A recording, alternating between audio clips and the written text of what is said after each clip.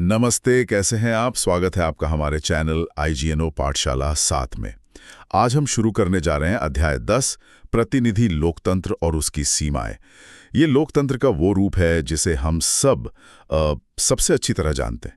मतलब जहां नागरिक समय समय पर होने वाले चुनावों के जरिए अपने प्रतिनिधि चुनते हैं।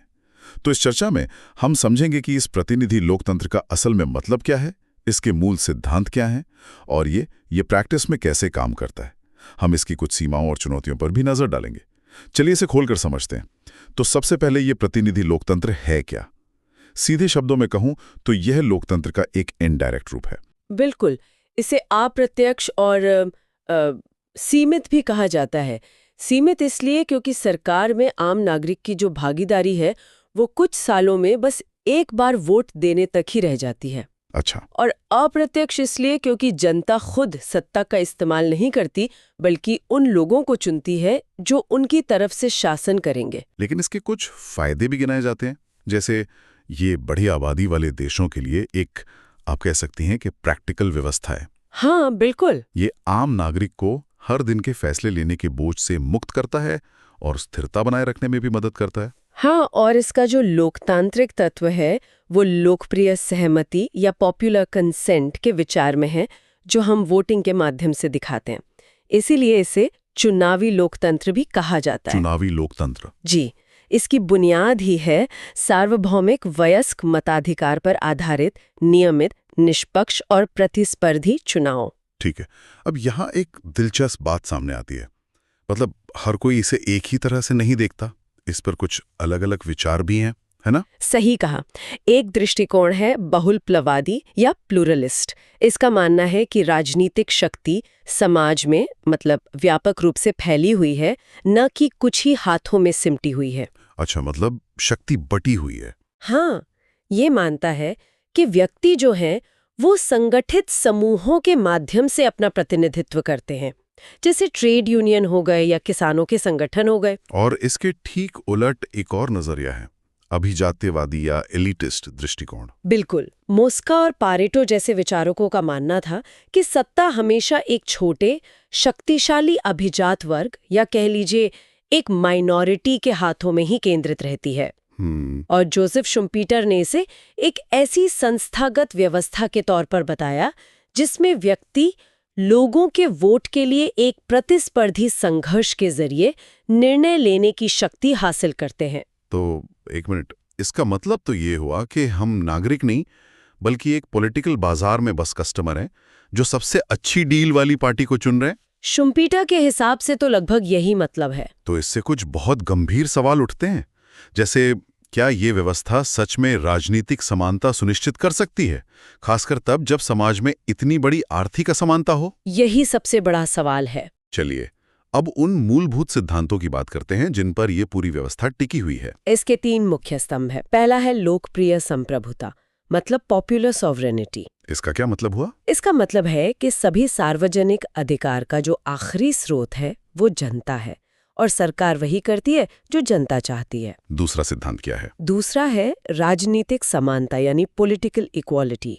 कानून की नज़र में हर व्यक्ति का महत्व बराबर है, चाहे उसकी जाति, रंग, लिंग या धर्म कुछ भी हो। लेकिन यहीं पर रॉबर्ट डाल ने एक चेतावनी दी थी, है ना? बिल्कुल, उन्होंने चेतावनी दी थी कि आर्थिक असमानता सीधे सीधे राजनीतिक असमानता को जन्म दे सकती है, जो आज हम देख भी रहे हैं। और तीसरा है राजनीतिक स्वतंत्रता या पॉलिटिकल लिबर्टी, मतलब नागरिकों को भाषण, संघ बनाने और विवेक जैसी बुनियादी आजादी के इस्तेमाल में सरकारी हस्तक्षेप से सुरक्षा मिलती है। लेकिन इन सिद्धांतों की भी अपनी आलोचनाएं हैं, जैसे बहुमत के अत्याचार का खतरा, जिसे मेजॉरिटी टायरनी कहते हैं।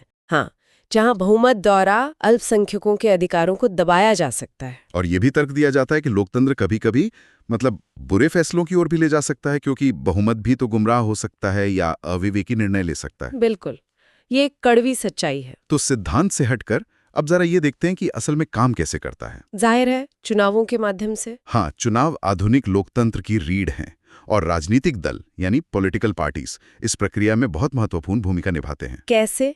वो जनमत को आकार देते हैं, चुनाव लड़ते हैं, सरकार बनाते हैं और विपक्ष के रूप में सरकार पर नियंत्रण भी रखते हैं। तो चुनाव प्रक्रिया के कुछ मुख्य चरण क्या है? देखिए, पूरी प्रक्रिया एक स्वतंत्र चुनाव आयोग मतलब इलेक्शन कमीशन की देखरेख में होती है। इसमें तारीखों की घोषणा से लेकर नामांकन दाखिल करना, आवेदनों की जांच, फिर प्रचार और उसके बाद मतदान, ये सब शामिल है। और मतदान गुप्त मतदान या सीक्रेट बैलेट के माध्यम से होता है ताकि वोटर बिना किसी डर के अपनी पसंद का इस्तेमाल कर सके। और हाँ, पार्टी के जो चुनाव चिन्ह होते हैं, सिंबल्स, वो भी बहुत जरूरी होते हैं, खासकर भारत जैसे देशों में। बिल्कुल सही। जहां बहुत से मतदाता शायद निरक्षर हों, वहां ये चिन्ह उम्मीदवारों के बीच अंतर करने में मदद करते हैं। अच्छा। एक और महत्वपूर्ण बात है मतगणना। भारत में सरल बहुमत या सिंपल मेजॉरिटी प्रणाली का पालन किया जाता है, जिसमें सबसे ज्यादा वोट पाने वाला उम्मीदवार जीत जाता है। लेकिन इसमें एक समस्या है ना? हाँ, और ये बहुत बड़ी समस्या है। एक उम्मीदवार सिर्फ 40% वोट पाकर भी जीत सकता है, जबकि 60% वोट उसके खिलाफ पड़े हों। वाह, तो मतलब वो उम्मीदवार जीत गया जिसे बहुमत असल में चाहता ही नहीं था। ठीक यही। तो इसका मतलब ये है कि ये व्यवस्था एकदम सही नहीं है, इसकी कुछ गंभीर चुनौतियां भी हैं। हाँ, एक बड़ी चुनौती है अलगाव, मतलब एलिनेशन की भावना। ये क्या होता है? जब आम नागरिक की भागीदारी सिर्फ कुछ सालों में एक बार वोट देने तक सीमित हो जाती है, तो वो व्यवस्था से कटा हुआ महसूस कर सकता है। उसे लग सकता है कि ये सब एक अर्थहीन अनुष्ठान जैसा है। एक और महत्वपूर्ण पहलू है जनमत या पब्लिक ओपिनियन। बिल्कुल। एक स्वस्थ लोकतंत्र के लिए एक जागरूक और सूचित जनमत बहुत जरूरी है। प्रेस, मीडिया और आजकल तो इंटरनेट और सोशल मीडिया, ये सब जनमत को आकार देने में बड़ी भूमिका निभाते हैं। और अगर जनता सतर्क नहीं है तो सरकार गैर जिम्मेदार हो सकती है। लोकतंत्र में लैंगिक समानता मतलब जेंडर एंड डेमोक्रेसी, ये भी एक बड़ा मुद्दा है।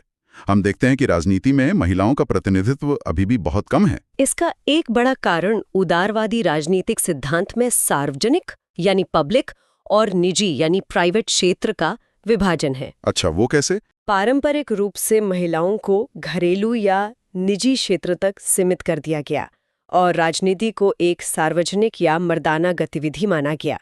इसके अलावा राजनीति की जो शैली है और दूसरी व्यवहारिक बाधाएं हैं, वो भी महिलाओं की भागीदारी को मुश्किल बनाती हैं। और अंत में इंटरनेट की भूमिका, ये तो एक दो-धारी तलवार की तरह लगता है। सही कहा।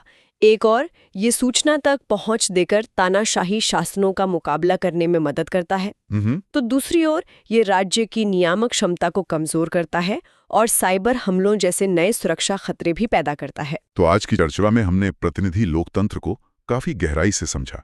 हमने देखा कि ये कैसे काम करता है, इसके मूल सिद्धांत क्या हैं और चुनाव प्रक्रिया इसकी नींव कैसे है।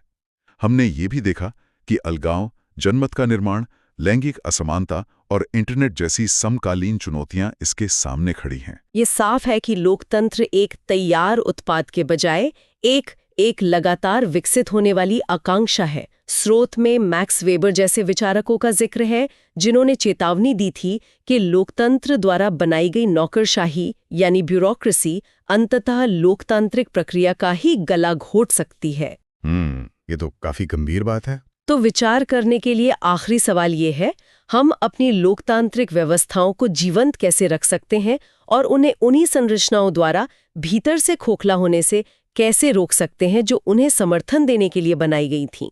अगर आपको ये वीडियो पसंद आया तो हमारे चैनल आईग्नू पाठशाला 7 को सब्सक्राइब करें, लाइक करें, शेयर करें अपने दोस्तों के साथ। नमस्कार, आपका दिन शुभ हो।